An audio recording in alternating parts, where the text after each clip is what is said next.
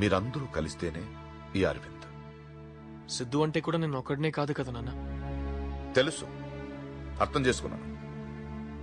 తండ్రిగా మీ విషయంలో నేను ఎప్పుడు తప్పు చేయలేదు, చెయ్యను కూడా. అందుకే ఒక డిసిజన్కి వచ్చాను. నేను కూడా ఒక డిసిజన్ తీసుకున్నాను. చెప్పని. నాన్న నేను చెప్పేది కూడా వినండి. నేను మాట్లాడుతున్నాను కదా నాన్న, please. Will you let me say what I want to say? నేను మాట్లాడొచ్చా అంకుల్? హాస్ని ఒక నిమిషం ఉండు. నాన్న నేను వీడు నాకు వద్దు అంకుల్, నేను వెళ్ళిపోతున్నా.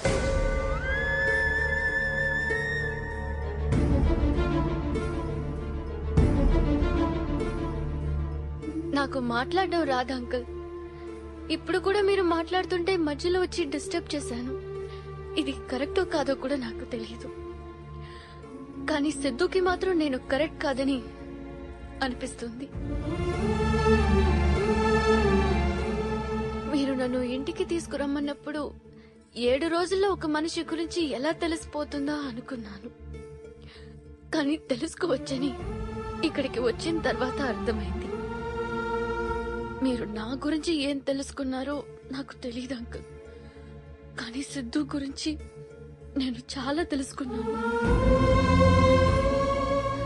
ఒకప్పుడు వీలైతే 4 మాటలన్నాడు, ఇప్పుడు అస్సలు మాట్లాడొద్దంటున్నాడు. ఒకప్పుడు సరదాగా మాట్లాడడానికి ఫోన్ చేసేవాడు, ఇప్పుడు తిట్టడానికి ఫోన్ చేస్తున్నాడు.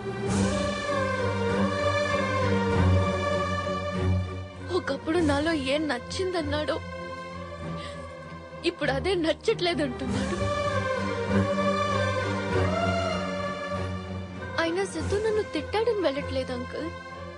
ఇంతకు ముందు కూడా సిద్ధు నన్ను తిట్టేవాడు, అందులో ప్రేమ కనిపించేది. ఇప్పుడు అది లేదు.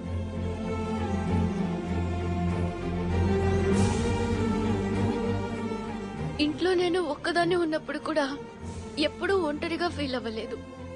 కానీ ఇక్కడ నా చుట్టూ ఇంతమంది ఉన్నా ఒంటరిగా ఫీల్ అవుతున్నాను.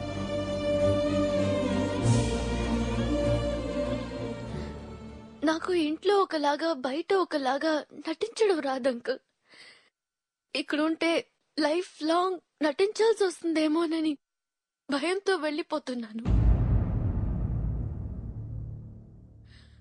గెస్ట్ లాగా వచ్చాను, గెస్ట్ లాగే వెళ్ళిపోతున్నాను. మీలో ఎవరినైనా హర్ట్ చేసి ఉంటే క్షమించండి.